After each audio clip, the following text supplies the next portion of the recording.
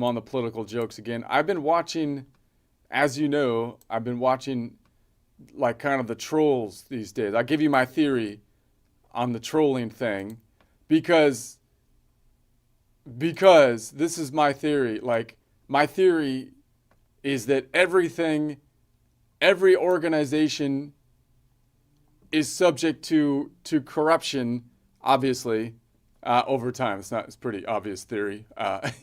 So, but you kind of think it wouldn't, right? Because it gets goodwill. Like goodwill kind of accumulates up, and as soon as goodwill accumulates up, the wolves, the leeches, they see it as like a pot of gold. And even if they're not looking for money, they're looking to get the reputation, right? And it's actually more dangerous. Those people the trolls are more dangerous than debating against the opposition, because when you debate against the opposition, you can just debate the topics, right? It's not personal.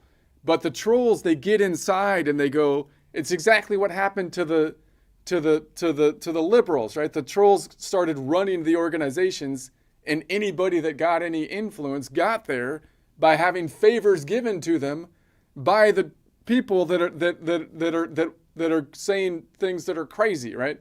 So it seems like to me, like any movement that ends up happening, right? The trolls get inside, and then that's more corrosive than, like you could see it in like Star Wars is a classic example from a movie thing, right? The new Star Wars makes no sense to the old Star Wars. Obviously, it's some kind of, they saw it as a way to take the goodwill and do whatever they wanted to get famous on it or something. You see it in Hollywood in general. The whole Hollywood scene has kind of deteriorated. That's just what kind of happens over time. You see it in movements, political movements like the civil rights movement. The civil rights movement had overarching kind of noble objective of equality under the law, and then it went into affirmative action, and now it turned into DEI. DEI's objectives don't have anything to do with the civil rights, but clearly they're trying to feed off of the movement in order to gain popularity and to whatever they want to do. And in the process, the whole what was had some truth to it goes down, right? And the same, even the church things happen in churches like that and stuff like that. And so now I think that the conservative movement was actually right on more issues. They've accumulated goodwill by doing that. And now the wolves are coming in. The trolls are coming in, okay? That's what I feel like. And like, the trolls are more dangerous. The trolls are more dangerous than the opposition because again, you can't, because if you can't argue, like if the troll says something crazy, then, and they say, well, you can't talk against the troll because of like loyalty or whatever, or you think like they're helping the movement or something because they're popular, but they're not. They're leeching off the movement. They're not the pillars holding up the building. They're the termites feeding off of the pillars holding up the building.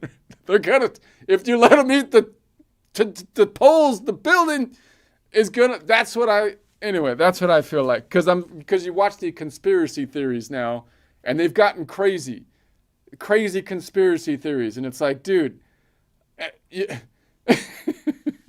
and the only reason they've gotten so crazy is because people, like, they don't want to attack because they're on, quote, their own side, or I don't know. That's what I feel. Anyway, so here, that's my general idea on my rant here. Things are getting crazy out there. Like grandma accidentally ate the pot gummies again, crazy, for crying out loud. You've got the woke mainstream of sewage media, as always, now available in extra chunky. But I don't think that's the biggest threat, because everybody knows that they're totally corrupt. They're going down. Their entire business model is down. The trolls know where the gold is at. They know where the reputation can be gained. They know who to snuggle up to. And it's not the mainstream media anymore, I don't think. But on top of that, we've got the troll population explosion, people. That's where the danger lies. I'm telling you. I don't know what the algorithm is feeding these trolls, but it's definitely not vegetables. That's right. Honestly, I mean, if you ask most Americans what they think about the American way these days, they'll squint at you like you just asked them the name, to quote the laws of thermodynamics or something, and then they'll respond with something like American Way. What is that? Some new brand of protein powder or something? Does it have creatine in it? You know, and it's like, seriously, it's rough out there, people.